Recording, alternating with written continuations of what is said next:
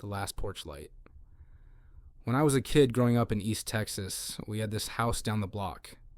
Small, white, with green shutters and a porch that looked like it hadn't been painted since the 70s. Everyone called it Miss Annie's place, even though none of us had ever actually seen her. The only reason we even knew her name was from the mail. You could just barely make it out when the wind flipped the mailbox open. Annie Reeves.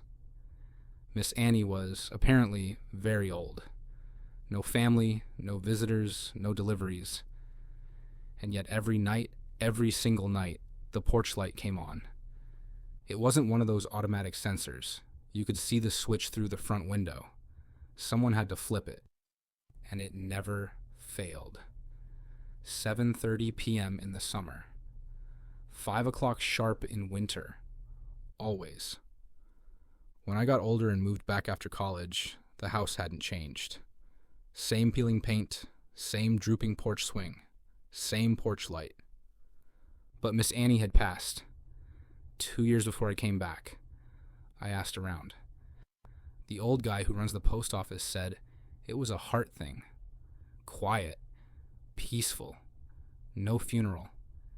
The county buried her. But the porch light still came on. Every night. Now, if you ask the neighbors, they'll all give you different answers. Must be on a timer, Mrs. Klinger would say. Maybe someone maintains it, our mailman offered once. Like a tribute or something. But I asked the city utility rep when I ran into him by the gas station. He said no one's paid the power bill in years. Said the account was flagged inactive. Still, the light glowed. At first, it was just a weird neighborhood quirk, something you told visitors to freak them out a little. That light's haunted, we'd joke. No one lives there, but it still knows when it's dark. Then people started disappearing. Not like vanishing into thin air or anything. More like dying. Natural causes, accidents, quiet tragedies. But always, on the same day, the porch light didn't come on.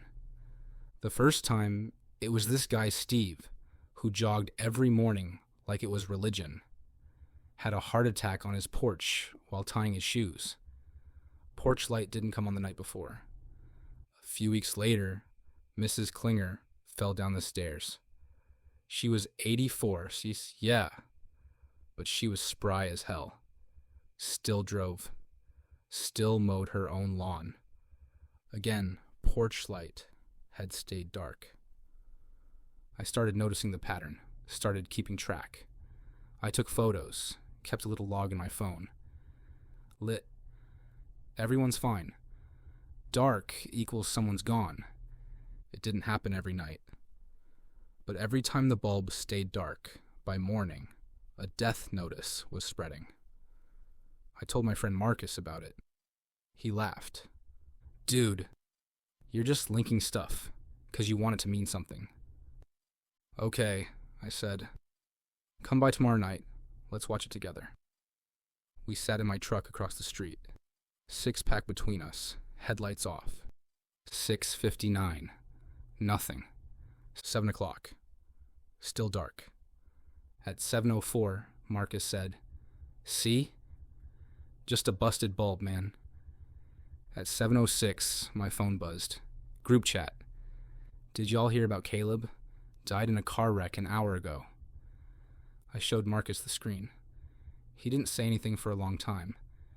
Eventually he just said, You think it knows?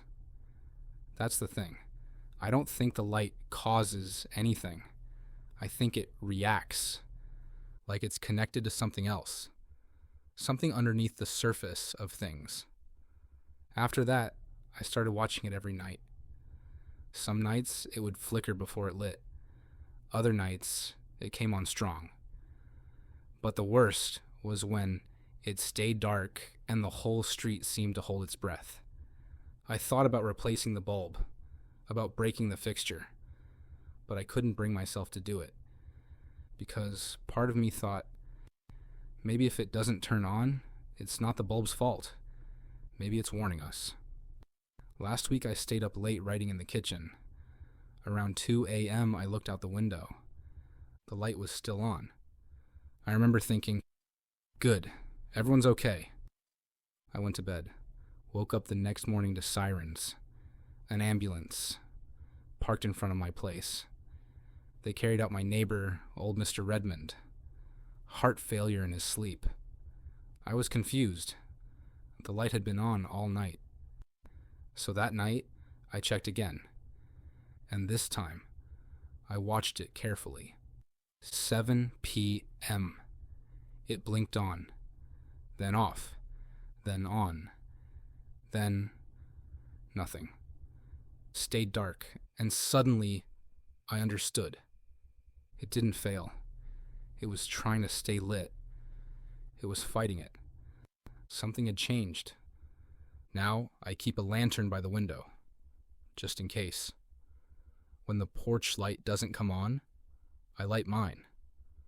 I don't know why, but it feels like someone should try. Because if that last porch light ever goes out for good, I'm not sure who'll be left to turn it back on. Letters from the basement. When I moved into the house on Gifford Street in Harrisburg, Pennsylvania, I didn't think much of the basement.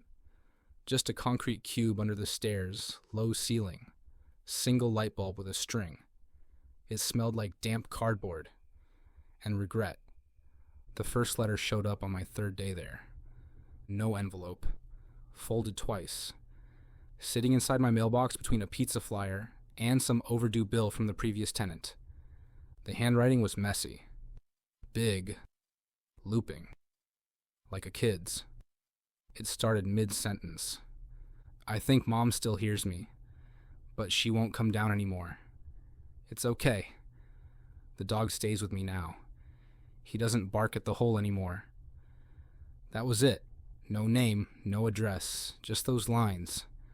I assumed it was trash. Maybe something from a neighbor's kid, or a weird art project. I tossed it. The second letter came 2 days later. Same handwriting, different tone. There's light during the day, but only if I sit on the second step. If I go lower, it's darker than sleep. I don't go past the string anymore.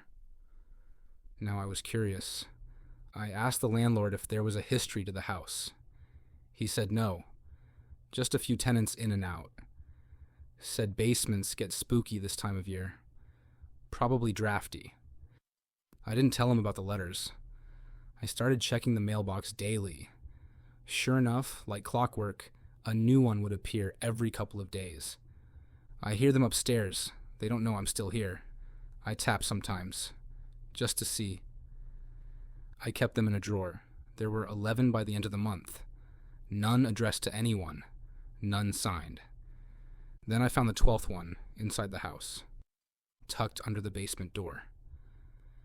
I saw myself today, on the dryer door, but older. I think I'm forgetting how I used to look. That night, I went down there. First time since I moved in. Nothing unusual. Concrete floor, old washer and dryer, a mop bucket in the corner. But then I saw it. The step, second from the bottom, carved faintly in the wood. Stay here. I backed up. That week, no letters came. Until Sunday. This one was in a sealed envelope, in my handwriting. But I hadn't written it. Don't go back down. Not until it's gone quiet for 3 days. Not until you can't smell the wet anymore. If you do, it'll know you remember. I didn't sleep much that night. Monday, the lights flickered. Tuesday, I found the mop bucket tipped over, full of dirt, not mud, dirt. Wednesday, I smelled oranges, sharp and sudden, like someone peeled one right beside me. But there was nothing there. Thursday, no smell, no sound. The quiet the letter warned about.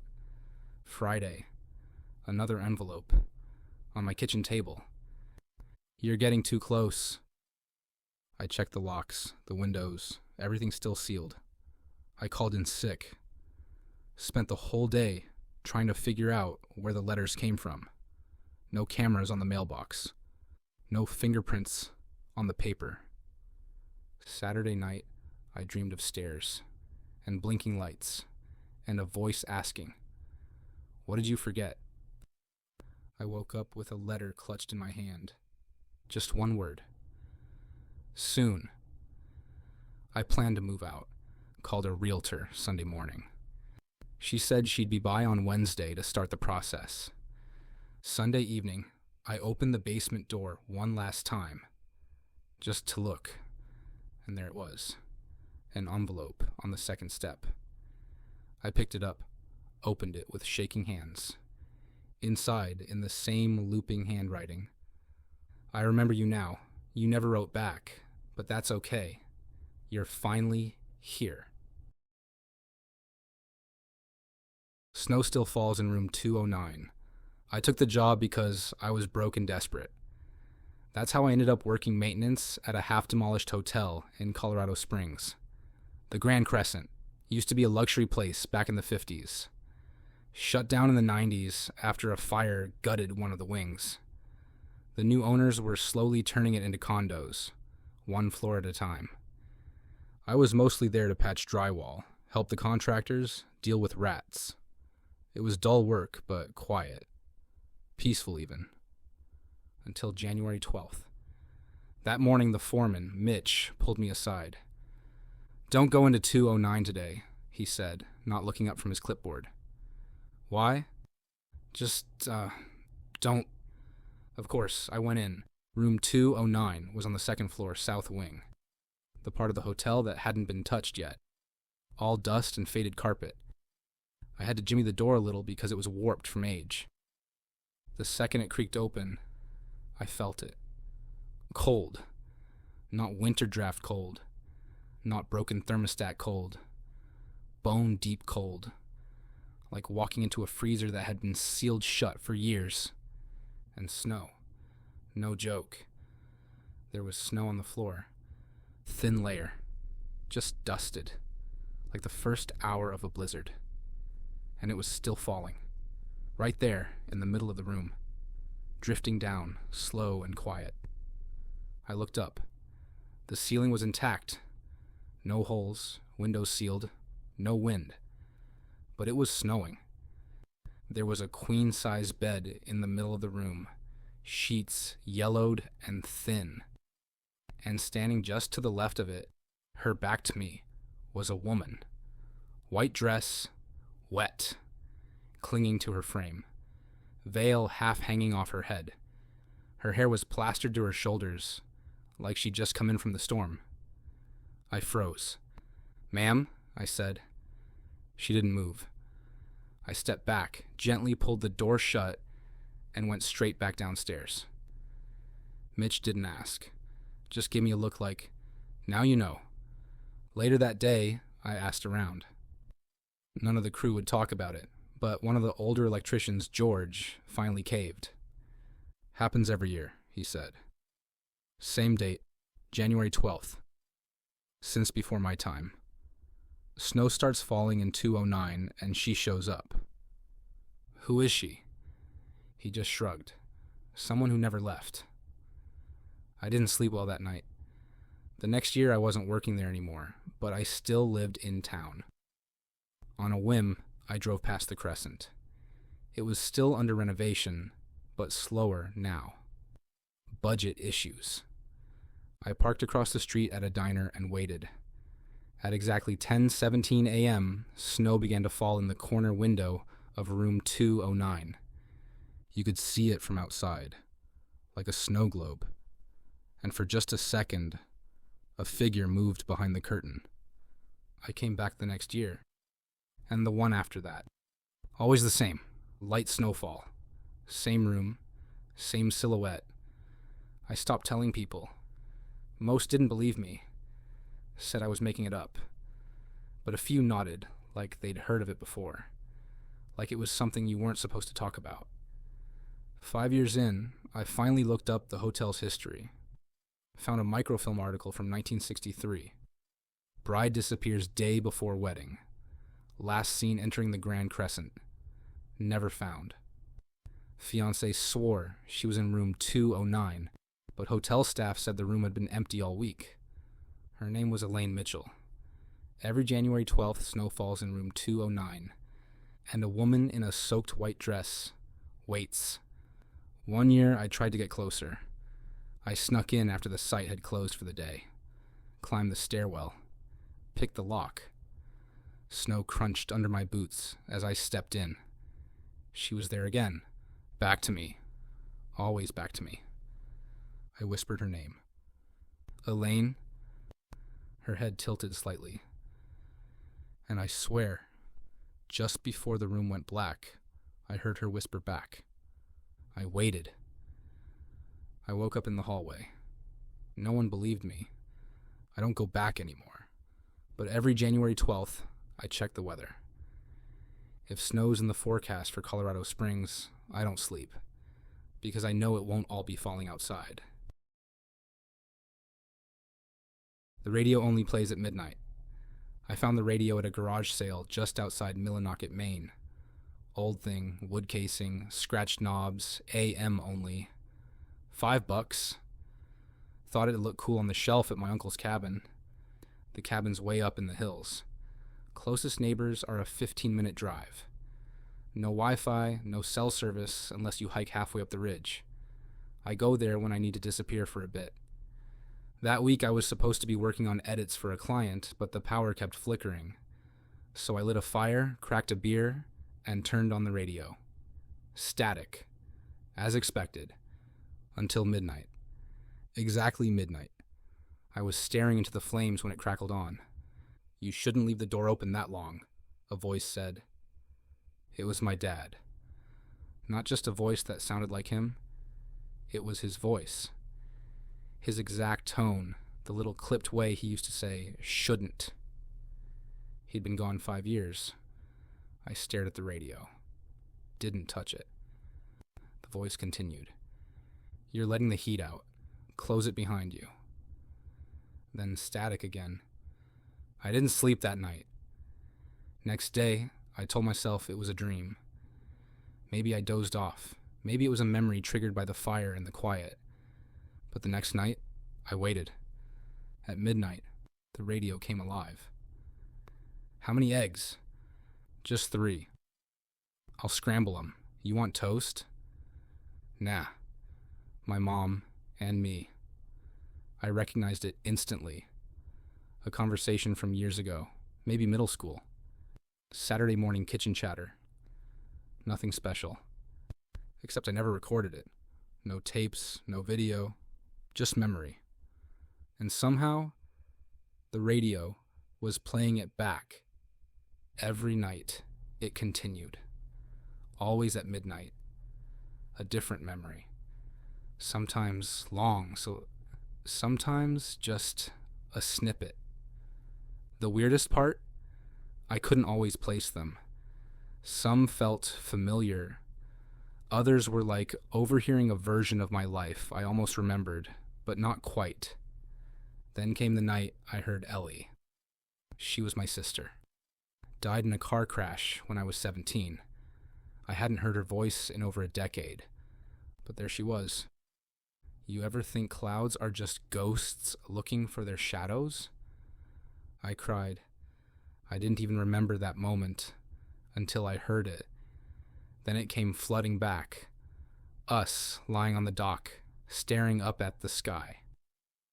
After that, I couldn't stop listening. I stayed up every night, waiting, pen in hand, scribbling every word. Midnight became church. One night, the memory wasn't mine. A woman's voice, British accent, talking about a dog named Moxie. I had no idea who she was. Then a man, laughing about spilling wine, saying, "They'll never believe we did it." Strangers. I shut the radio off, pulled the batteries, unplugged it. Didn't matter. Midnight hit. It clicked on. "I'm sorry. I didn't mean to forget your birthday." My voice to my mother. A moment I regretted for years. And she answered, It's okay, honey. I remembered enough for both of us. I stayed a few more days, kept listening. But it started to shift. The voices didn't sound like memories anymore. They sounded present. Alive. One night, I heard a knock. Not on the cabin door, on the radio. Then a voice. Can you hear us now? I haven't touched it since. It still clicks on every night at midnight.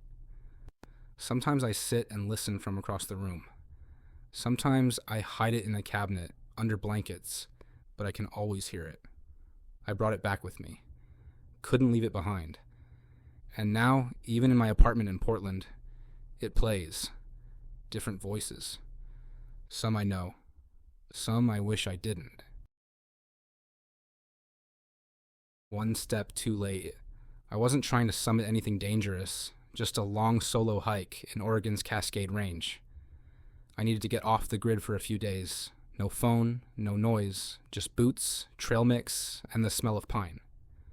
The trail was well marked. Mostly clear skies, crisp air. I camped out the first night near a ridge with a view that stretched for miles. Slept like a rock. Second day, I reached the rescue hut near the crest of Old Pine Ridge. It's a weather shelter mostly. One-room log structure with a cot, first aid kit, and a little guest book inside a steel case, where hikers leave notes or check in. Just tradition. I always read through them. Flipped past a few pages. Someone thanking the ranger team, another note warning about icy steps. Then I found a fresh page with today's date. Or at least, I thought it was today. October 17th. Only, my watch said it was October 16th. Weird. Even weirder, it was in my handwriting. Same slanted E's, same way I loop my capital G. It said, made it here, but something's wrong. Don't go past the summit. It's not a storm. I'm waiting. Just in case. I stared at the paper for a long time. It looked like I'd written it. But I hadn't. I swear I hadn't. I checked my journal. The one I keep in my pack. Same pen. Same ink. I flipped through every page. Nothing like this note. But it matched me. Every detail. I tried to laugh it off. Maybe someone else wrote it and it just looked like mine. Maybe I'd signed something before coffee kicked in, but it sat in my brain all afternoon. At night the wind picked up. Hard. Cold. The kind that gets under your clothes and makes your teeth hurt. I built a fire near the hut and stayed up listening. I swore I heard something out past the trees. Not animals, not branches. Breathing. Deep, tired breathing. The next morning, I checked the guest book again. Another entry. October 18th, my handwriting again. Didn't listen. Still here. Don't let it get you too. I hadn't written it. I wasn't losing time. I double-checked everything. My phone was off, but my GPS watch was fine. Still said it was the 17th, but the book was one day ahead. And I was the only person on that trail. That's when I decided to head back. No summit, no pushing it. I packed fast, didn't eat, didn't drink, just moved. A few miles down, I found something else. A second hut. Identical to the first, but there shouldn't be one here. Same construction, same little steel box. I opened the guest book. Only one entry. October 19th. My handwriting. You're late. I waited too long. I'm still here, but I'm not alone anymore. Something knocked on the wall behind me. Just once. I ran. Didn't stop for hours. By the time I reached the trailhead, the sun was almost gone. My legs were shaking. Back in town, I checked the date. October 20th. I'd lost 3 days, or gained them. I don't know. I burned my trail journal. I can still remember the way those pages looked. the way my handwriting curled up at the end of each sentence, like it was afraid to finish. And sometimes, late, just before sleep, I hear breathing. Slow, steady, almost like it's waiting for me to write something down.